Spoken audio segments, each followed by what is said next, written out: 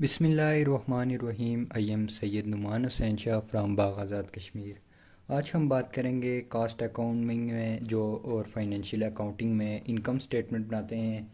इससे पिछली वीडियो में हमने cost of goods sold statement बनाई थी। उसके आगे एक नेक्स्ट पार्ट आ जाता है इनकम स्टेटमेंट, जो cost of goods sold find करने के बाद इनकम स्टेटमेंट बनाई जाती है, या बैंक इनकम स्टेटमेंट जिसको बोलते हैं। उसके ऊपर बात करेंगे। इसका मैंने एक सबसे पहले ये BS लेवल, BCom लेवल जो भी है उसका एक क्वेश्चन लिया है। उसमें क्वेश्चन ये है कि कास्ट ऑफ गुड्स सोल्ड हमारे पास है 5 लाख, ग्रॉस प्रॉफिट है हमारे पास 3 लाख, मार्केटिंग एक्सपेंसेस जिनको हम ऑपरेटिंग एक्सपेंसेस कहते हैं, मार्केटिंग एक्सपेंसेस 10% ऑन सेल है, एडमिन एक्सपेंसेस 2% ऑन सेल है, income from sale of old furniture, ये अदर जो इनकम्स है वो 1 लाख है, और इंटरेस्ट रिसीव ये भी अदर इनकम में आती है, ये 5 लाख है। उसके बाद tax 2% of net operating income. ये हमने एक क्वेश्चन लिया है। आपने इनकम स्टेटमेंट में आपको जिस तरह का भी क्वेश्चन है, जिस तरह कास्ट ऑफ गुड्स सोल्ड में हमने एक ही प्रोफार्मा रखा था, इनका सेम वही प्रोफार्मा होता है। जो भी आपको क्वेश्चन आए प्रोफार्मा आपने हमेशा एक ही लेना है, मेथड आपने बिल्कुल सेम वही करना है। ये मैंने इसका हमने बनानी क्या है, इनकम स्टेटमेंट बनानी है। ये मैंने नीचे प्रोफार्मा लिख लिया है शार्ट सा, तो इसको हम फाइंड करेंगे नेक्स्ट पेज पे इस क्वेश्चन को। तो ये मैंने प्रोफार्मा लिया है। आपसे सबसे पहले ये प्रोफार्मा हमेशा आपको जब भी इनकम स्टेटमेंट बनानी पड़े, आपके पास इनमें से कोई भी चीज़ नहीं दी हुई, गिवन नहीं है, तो फिर भी आप प्रोफार्मा यही बनाएंगे। और प्रोफार्मा क्या है उसकी तरफ चलते हैं। सबसे पहले आपने सेल लिखनी है। सेल तो इधर दी हुई नहीं है लेकिन आपने लिखनी लाजमी है। Sale minus cost of goods sold. जब सेल से कास्ट ऑफ गुड्स सोल्ड को माइनस करेंगे तो आपके पास ग्रास प्रॉफिट आ जाएगा। फिर ग्रास प्रॉफिट से आपने less operating expenses. Operating expenses कौन से होते हैं? मार्केटिंग, एडमिन और अदर एक्सपेंसेस। उनको आप लेस करेंगे तो आपके पास ऑपरेटिंग इनकम आ जाएगा। ऑपरेटिंग इनकम में add other income. Other income आपके पास ये होंगी इनकम फ्रॉम, जैसे सेल ऑफ ओल्ड फर्नीचर है, इंटरेस्ट रिसीव्ड है, इस तरह से कोई भी आपके पास अदर इनकम हो सकती हैं। और उन अदर इनकम को ऐड करेंगे, और एक्सपेंसेस जो भी होंगे आपके पास अदर, उनको लेस करेंगे। ये अदर एक्सपेंसेस ये ऑपरेटिंग वाले नहीं है, ये अलग। अगर आपके पास किसी भी तरह का कोई एक्सपेंसेस है तो उसको लेस करेंगे। आपके पास आ जाएगा income before tax. Income before tax आ जाएगा, उसमें से आपने इस टैक्स को माइनस करना है। ये जो 2% ऑफ नेट ऑपरेटिंग इनकम है, कोई भी आपको टैक्स दिया हो, अमाउंट दी हो, उसको आप लेस करेंगे तो आपके पास नेट प्रॉफिट या नेट लॉस फाइंड हो जाएगा। ये जो मैंने क्वेश्चन लिया हुआ है इसको हम फाइंड करते हैं। नेक्स्ट पेज पे देखते हैं कि इसका हम कैसे फाइंड करते हैं। ये जो हमने इनकम स्टेटमेंट लिया, हमने बनाना क्या है, prepare income statement for the year 2020। आपने ऊपर हेडिंग किस तरह से देनी है, इनकम स्टेटमेंट। सेम इसी तरह से आपने लिखना है इनकम स्टेटमेंट। प्रोफार्मा भी आपका सेम रहेगा, for the year ended, for the year ended 31 दिसंबर 2022। ये हमने ऊपर हेडिंग देनी है और इसके नीचे आपने लाइन देनी है। मैं सिंपल से लगा रहा हूँ, ये जैसे मैंने लाइन गई है इस तरह से आपने पेज के ऊपर हेडिंग देनी है। ये हम इसका सोल्यूशन कर रहे हैं, इस तरह से आपने ये हेडिंग दे देनी है, income statement for the year ended 31 दिसंबर 2020। ये जो हमने बनानी है। मैंने प्रोफार्मा आपको क्या बताया था, प्रोफार्मा में ये पेज निकाल लेता हूँ, यहाँ पे आपके सामने रख लेता हूँ। यह हमारे पास क्वेश्चन था, तो इसका प्रोफार्मा सबसे पहले हमने सेल लिखनी है। तो सेल हमने लिखनी है, सेल फॉर द ईयर, या खाली सेल आप लिख लें, जो भी लिख लें। सेल, सेल हमारे पास यहाँ पे इस क्वेश्चन में नहीं दी हुई लेकिन हमने लिखनी है। उसके बाद less cost of goods sold. Less आपने क्या करना है, cost of goods sold, cost of goods sold, less cost of goods sold. Cost of goods sold हमारे पास कितनी दी हुई है, 5 लाख है, तो यहाँ पे आप 5 लाख लिख लें। ये मैंने 5 लाख ले लिया। कास्ट ऑफ गुड्स सोल्ड और सेल हमारे पास नहीं थी, तो इज इक्वल टू इनको जब सेल से cost of goods sold find करेंगे, लेस करेंगे, तो हमारे पास क्या आ जाएगा, ग्रास प्रॉफिट। ग्रास प्रॉफिट उन्होंने दिया हुआ है यहाँ पे, हमारे पास ग्रास प्रॉफिट क्या आ जाएगा, 3 लाख।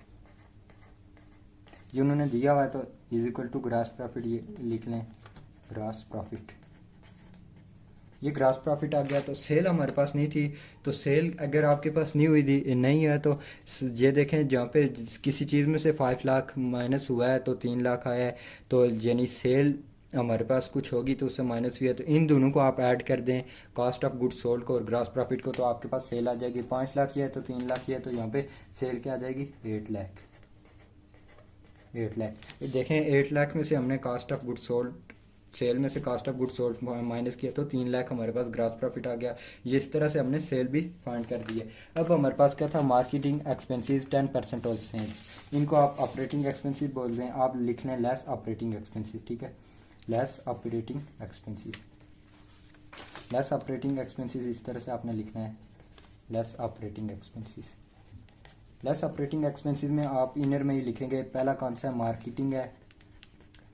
मार्केटिंग हमारा क्या है, 10% ऑन सेल है, तो सेल हमने 8 लाख फाइंड किया है, तो 8 लाख का 10% आप अलग से कंप्यूटेशन में ले लें, मैं यहाँ पे लिख रहा हूँ 10% है, तो 10/100 करेंगे तो हमारे पास क्या आ जाएगा, 80,000। ये 80,000 आ गया। तो मार्केटिंग के अलावा हमारे पास क्या था, एडमिन है, तो एडमिन का भी आप 2% है सेल पे, तो एडमिन का 2% आप सेल पे ले लें, 8 लाख मल्टीप्लाई बाई 2/100, ये हम लेंगे तो हमारे पास क्या आएगा, 16,000। ये हमने 16,000 ले लिया। अब इनको प्लस करते हैं इनर में, तो बाहर आउटर में जाके हम इनको माइनस कर देंगे।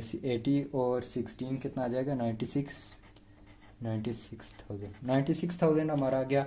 अब मैंने प्रोफार्मा में क्या बनाया था, ग्रास प्रॉफिट किससे, आपने लेस ऑपरेटिंग एक्सपेंसेस लेस करने हैं, तो हमारे पास ऑपरेटिंग इनकम आ जाएगा। तो ऑपरेटिंग इनकम हमारे पास क्या आ जाएगी, is equal to operating income. Operating income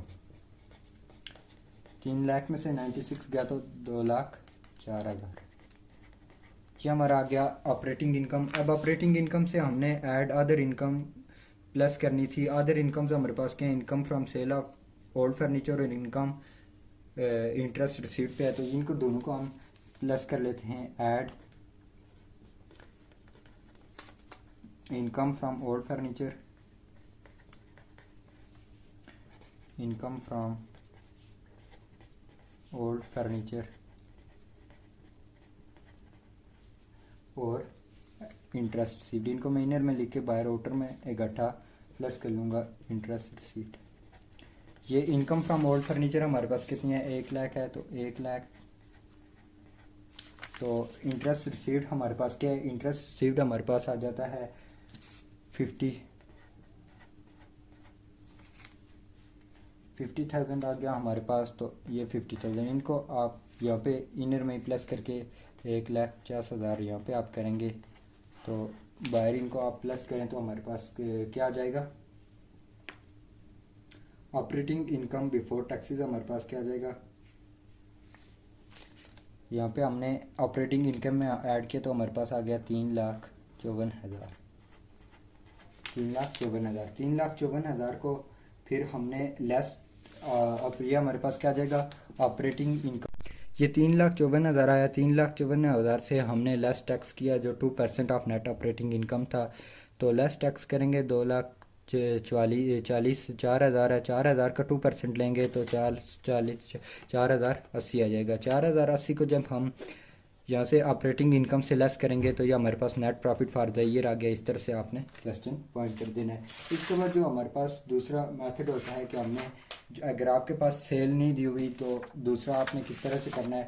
जैसे मैं यहाँ पे लिख लेता हूँ कि सेल हमारे पास है, सेल हमारे पास गिवन नहीं है, जैसे सेल हमारे पास नहीं है तो हमारे पास क्या दिया हुआ है, marketing gross profit is equal to 25% of sale, ठीक है, ये 25% ऑफ सेल है और इसकी अमाउंट कितनी है, 2,90,000। अगर इस तरह से आपको दिया हो तो आपने अगर सेल फाइंड करनी हो, ये वो वाला क्वेश्चन हमने फाइंड कर लिया है। अब आपके पास सेल अगर नहीं दी हुई तो gross profit cost of good sold भी नहीं है, तो ग्रॉस प्रॉफिट आपको पर 25% ऑफ सेल इस तरह से दिया हो तो आपने कैसे फाइंड करना है कि आपने ये देखना है कि 2,90,000 जो है हमारा 2,90,000 ये इज इक्वल टू 25% है अगर सेल का, तो 100% इसका कितना होगा, 100% इज इक्वल टू व्हाट। तो आपने क्या कर देना है, यहाँ पे क्या करना है कि 25% अगर ये था तो 100/25 मल्टीप्लाई बाई 2,90,000, इस तरह से आपकी सेल फाइंड हो जाएगी। तो यह आ जाएगी 1,60,000।